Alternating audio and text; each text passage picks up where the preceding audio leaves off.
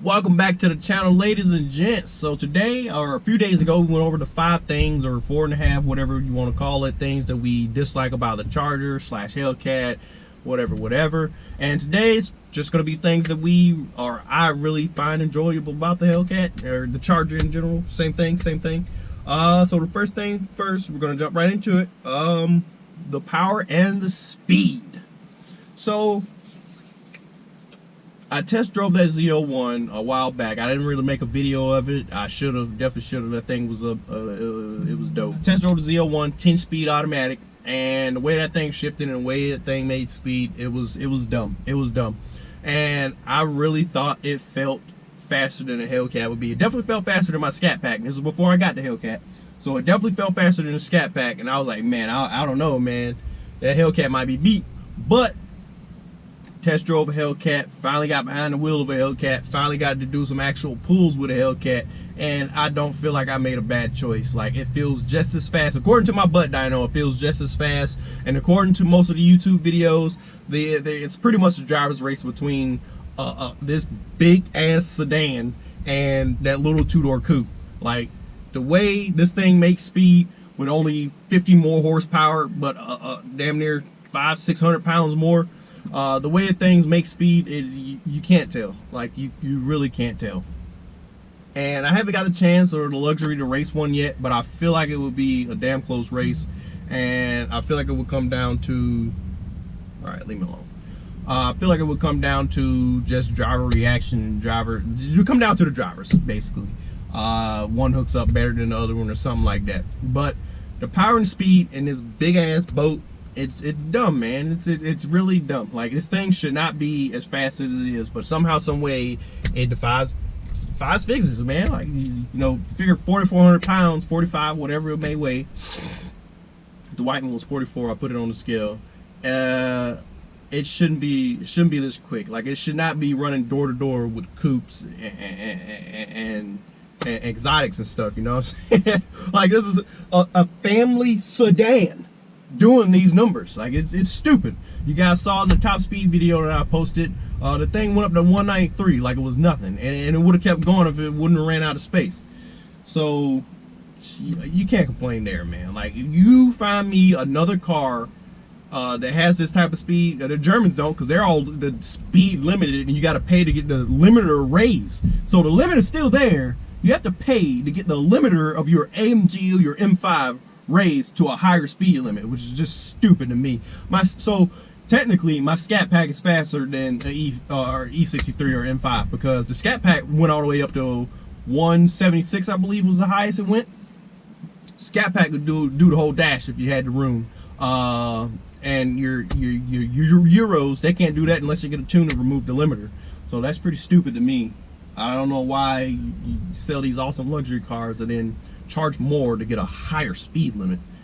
Okay, but we don't got to worry about that with these nice Americans. And I guess you could say the CTSV will be your next bang for the buck, but it's dead now, so it's not for sale anymore. And when they were for sale, they weren't nowhere. They weren't anywhere close to the Hellcat prices. Like, this thing, all said and done, it came out to around 59-ish, you know, because I was sketched out, which we'll get into. Look at Z01 right there.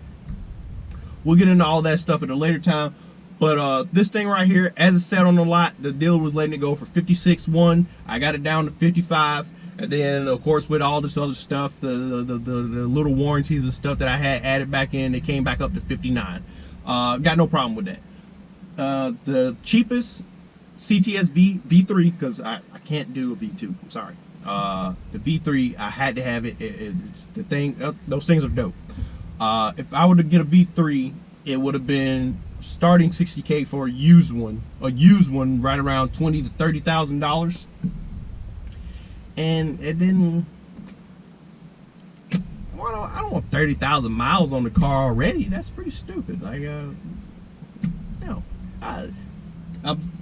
10,000 is the max for these type of cars that I would look at, and that's why I got the white Hellcat, because it was under 10,000 miles. But we see how that ended up for me, right? And 30,000 miles on a CTSV. I don't care who had it. I don't care what grandma supposedly had it. It's just too much for me, and that was the cheapest at the time that I could find. Now, the prices may have changed. I haven't been looking because there's no need to. But at the time that I was looking, all the brand new ones were $70,000, $80,000, and all the used ones were either non-existent or still just too expensive for a used vehicle.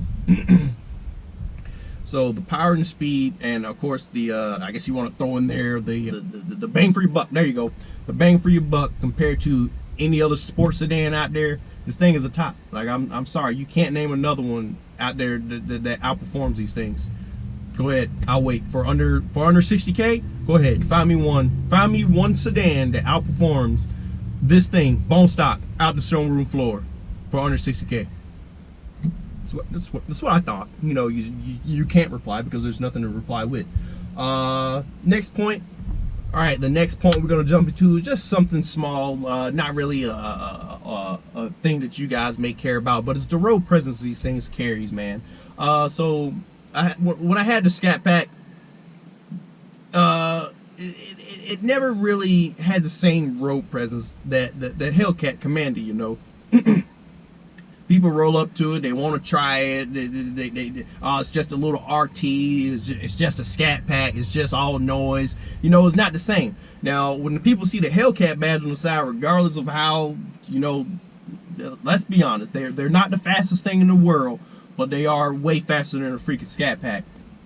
When they saw that Hellcat badge on the side, they knew that there was serious power under the hood. When people saw that B on the side or the RT on the back, oh man, it's just a Charger. It ain't nothing special. It's just loud noise. One dude, he was a hating ass nigga. Stopped at the gas station. Man, he ain't nothing but noise. He ain't nothing but noise. I'm like, okay, bucko. Now I don't feel like it would have been the same thing if the Hellcat symbol would have been on the side of the car. You know, it wouldn't have been the same. Like I remember when I got the white Hellcat, we were rolling through a parking lot looking for a hotel to stay for the night. And this freaking kid is just out the window going crazy saying, Hellcat's a freaking Hellcat. Like, he's flipping out. I've never seen anyone do that for my Scat Pack. Now, I get plenty of compliments, good look, great, that's a good looking car, all that stuff. I get that all the time in the Scat Pack. I never had a kid flipping out, pointing Hellcat. Like, the Scat Pack just isn't as recognized as the Hellcat. And that's pretty dope to me, man. People know and people recognize that little cat head on the side. It's not like the B. They're not confused. They're like, oh, it's a Daytona. It's got the same engine as SRT 392. But it's got the same engine but it's got the RT package. You know, it's just yeah, whatever. It's stupid. It gets stupid after a while, man. And now with the V6s, you got the V6s that look exactly like a Scat Pack. So it's like, it's a lose-lose situation, man. Was I happy with my Scat Pack? Hell yes. That thing performed way better than I expected to. I never had any real problems out of it. So I love the Scat Pack, but at the end of the day, deep down inside, I just knew I wasn't going to be fully happy until the side of that car, or the side of my car, had that little Hellcat head, the little cat head on the side. And now it does. And now I'm happy.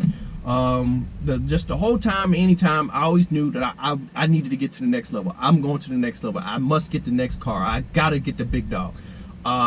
With this thing, it's not the case. I got it. The first one, I got it, and it went away completely. And then it blew up, and then it came back immediately. I had to get something else. So I just got a new one. Boom, problem solved. And yeah, so the road presence is thing number 2. So we're gonna jump right into thing number 3, and that was I kind of touched on it with point number 1 is the pricing. So we're not gonna stay on this too long. Just like I said, man, bang for the buck. There's nothing else out there that can go toe to toe with these things. Out of the showroom floor, sedan. Sorry, my bad. Another sedan, 4-door vehicle that can go toe to toe, dollar for dollar, with a Hellcat Charger. Challengers don't really got that excuse, man. You got every, you know, 2-door coupe in the world coming out for you. I'm sorry, Challenger guys, like, you don't really have an excuse. I can't really defend you that well. You know, yeah, that ZR1, that GT500, they fucking y'all up. I'm not gonna lie. Like, sure, they're gonna be coming for all Hellcats. Sure, we're all grouped to that same group. But at the end of the day, our little fallback is until Ford and Chevy or GM come out with a four-door sedan that can compete. We're kind of by ourselves right now. We're still at the top in the sedan realm. But if you want to throw us in there, then sure, GT500 is killing stuff right now. That car is doing great. But as far as sedans goes, the pricing, and the bang for your buck, the Hellcat Charger is winning, man. I'm sorry. Like I said before, find another one, name it, put it down below. I would love to see what you guys come up with. But I'm pretty sure there won't be many comments because there ain't nothing that can compete. So we're going to move right on. Point number 4 is going to be, I kind of touched on this in the Scat Pack thing, is comfort and functionality, man. You see all this? You see all this? Hold up.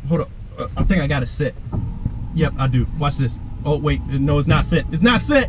It's not set. Anyway, number 2 is supposed to be my go to sleep setting. It goes all the way back and reclines and goes all the way down. It's my go to take a nap setting. But it didn't work out that way. So we're just gonna, hit 1 and go back to where we were.